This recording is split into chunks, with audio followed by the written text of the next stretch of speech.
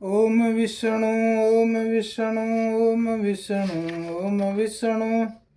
समस्त श्री विष्णु भक्तों को मेरा करबद्ध निवण प्रणाम। साथियों, आज अपन श्री गुरु जम्बेश्वर भगवान की अमृत वाणी के 90 नंबर शब्द का भावार्थ सुनेंगे और करेंगे। ध्यान पूर्वक सुनिए। रोटू गांव में एक व्यक्ति पेदड़ो गोत्र का रहता था। किसी समय ऊंट सांड आदि पशु धन वन में चराते हुए उसके कोई भूत प्रेत का चेहरा चिपक गया। क्योंकि वन में वह असोच की दशा में रहता था, इसीलिए ऐसे व्यक्ति पर विशेष रूप से भूत प्रेत की छाया आ जाती है। जो सोच स्नान नहीं करते उन पर भूत प्रेत की छाया आ जाती है। जब उसके अंदर प्रेत ने अपना घर बना लिया तो फिर नियम धर्म की सभी छोड़कर वह प्रेतों जैसा आचरण प्रारंभ कर दिया। यदि कोई पास में जाकर कुछ पूछता तो उससे वह खोई हुई वस्तु बता देता, तो काफी लोग प्रभावित होने लग गए। उससे जब पूछा जाता तो वह कह देता कि मैं देव ही हूँ तथा जाम्बो जी का छोटा भाई हूँ, तथा पहले भोजन पीछे स्नान करना बतलाता था।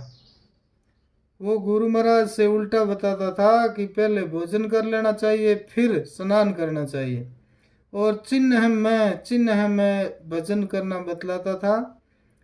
बहुत से लोग उसके अनुयायी भी होने लग गए थे। तब जम्बेश्वर जी ने इस वार्ता का पता लगाया और स्वयं रोटू पहुंचकर उसे पकड़कर पास में बुलवाया।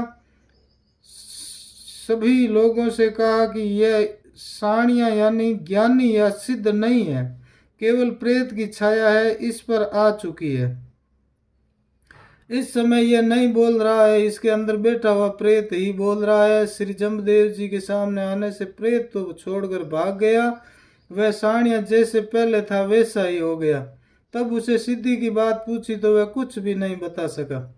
श्री गुरु जम्बेश्वर जी ने कहा कि यह तो छोटा चेड़ा है, कम बात ही जानता है। आगे ज्यों ज्यों घोर कलयुग आएगा त्यों त्यों ये चेड़े भी बलवान होते जाएंगे, इनको अधिक दिखाई देने लग जाएंगे। ये संपूर्ण जमात को ही पलट सकते हैं, ऐसा बल होगा इनका।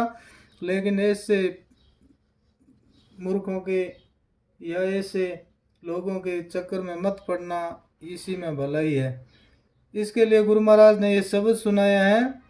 ओम चोईस चेड़ा का लिंग केड़ा अधिक कलावंत आय से बेफेरासन मुकर होय बैसेला नुगरा थान रचाय से जानत भूला महा पापी दुनिया बहु दुनिया भोलाय से दिल का कूड़ा कुड़ियारा उपंग बात चलाय से गुरु गहना जो लेवे है नाई 10 बंद घर बोसाय से आप थापी महापापी दगदी पर ले जाय से सदगुरु के बेड़े न चढ़े गुरु स्वामी ने भाई से मंत्र बेलू रिद सिद्ध कर से दे दे कार चलाए से काट का घोड़ा निर्जीव ता सरजीव कर शैतान ने दाल चराय से अदर आसन मांड बेसेला मुआ मड़ा हंसाय से जहाँ पवन आसन पानी आसन चंद आसन सूर आसन गुरु आसन संभरा थले कहे सदगुरु भूल मत जाइयो पड़ोला अभेदोज के।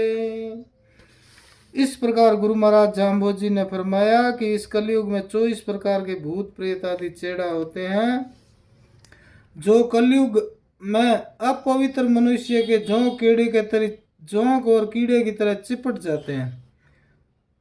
किसके चिपट जाते हैं? जो अपवित्र मनुष्य होता है, जो सोच स्नान आदि से का ध्यान नहीं रखता है, शुद्धि नहीं रखता, उसके ये जू और कीड़े की तरह चिपक जाते हैं। जो एक बार उनसे संबंध स्थापित करता है उसका फिर से चेड़े खून चूसते रहते हैं। ये समाज के लिए कालिक अभिशाप है तथा भविष्य में तो इनसे भी अधिक कलाबाज लोग आएंगे। साधारण लोगों को पाखंड द्वारा ठगने का प्रयास करेंगे। वे कलावंत लोग स्वयं तो नुगरे गुरु रहित होंगे तथा पूजा करने के लिए कोई मिट्टी पत्थर आदि की मूर्ति बनाकर स्थापित करेंगे और फिर उसकी तरफ मुख करके तथा चेतन शक्ति मानवों की तरफ पीठ करके बैठेंगे।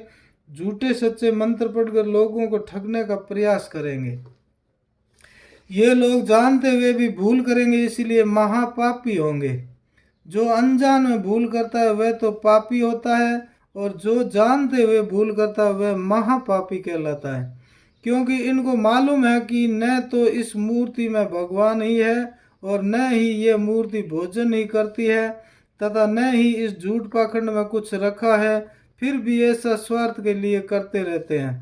दुनिया को विपरीत मार्ग में डाल देते हैं। दिल के अंदर तो झूठ छिपा है किंतु बाहर से सच बोलने की कोशिश करते हैं तथा बिना सिर पैर की झूठ कपट वासना निंदा भरी बातें बोलते हैं तथा जनता को धोखा देने वाले महाकपटी तथा महापापी होंगे। इनसे सावधान रहना अति आवश्यक है। गुरु महाराज आगे फरमाते हैं, गुरु का कहना तो ये लोग मानेंगे नहीं और मनमुखी अपना ही धर्म चलाएंगे तथा कमाई का 10वां हिस्सा दान पुण्य में खर्च करना चाहिए था वह तो नहीं करेंगे, किंतु दूसरे से दान प्राप्त करके घर में इकट्ठा करने का प्रयत्न करेंगे। स्वयं मूर्ति की स्थापना करके स्वयं ही उसकी पूजा करेगा तथा लोगों से करवाएगा, उन्हें सच्चे धर्म से हटाएगा। ऐसा व्यक्ति महापापी है। स्वयं तो जलेगा, जीवन में कभी संतोष प्राप्त नहीं कर सकेगा, सदा ही आशा तृष्णा की आग में लगी रहेगी। ऐसा दग्धी जन्मा हुआ व्यक्ति परले को अर्थात नित्य प्रति जन्म लेने वाली मरने वाली जिया योनियों को प्राप्त होगा, सदा ही नरक को भोगता रहेगा। आगे सदगुरुदेव फरमाते हैं कि सदगुरु के द्वारा बताए हुए धर्म के बेड़े ऊपर चढ़ेगा नहीं। यदि धर्म की नाव ऊपर चढ़ जाए तो सदगुरु संसार सागर से पार कर देते तथा न ही उन्हें सदगुरु तथा स्वामी परमात्मा अच्छे ही लगते तो फिर नजदीक भी कैसे आते। यदि आते तो उनकी रोजी रोटी मारी जाती। तंत्र मंत्र की शक्ति से रिद्धि सिद्धि दिखाएंगे, किंतु ध्यान रहे तंत्र मंत्र से कोई वास्तविक रिद्धि सिद्धि नहीं मिला करती है। तंत्र मंत्र तो क्षणिक रोग का उपचार मात्र ही होता है तथा जल की कार देकर अपनी रिद्धि सिद्धि चलाने की कोशिश करेंगे।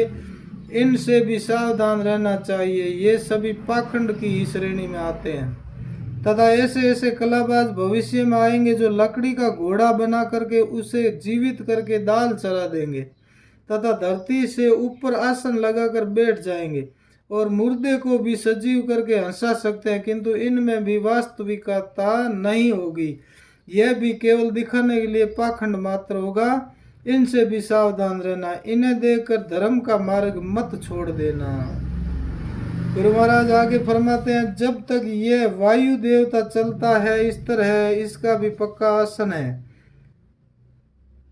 जो कभी चूकता नहीं, सदा हर क्षण उपस्थित रहता है। उसी प्रकार से जल देवता का भी सदा इस तरह आसन है, कभी डिगने वाला नहीं है। सूर्य तथा चंद्रमा भी समय समय पर निश्चित ही जगत को प्रकाशित करने के लिए उपस्थित हो जाते हैं। ये सभी परमात्मा की सत्ता की गवाही देते हैं तथा अपनी मर्यादा में बंधे हुए स्थिर हैं।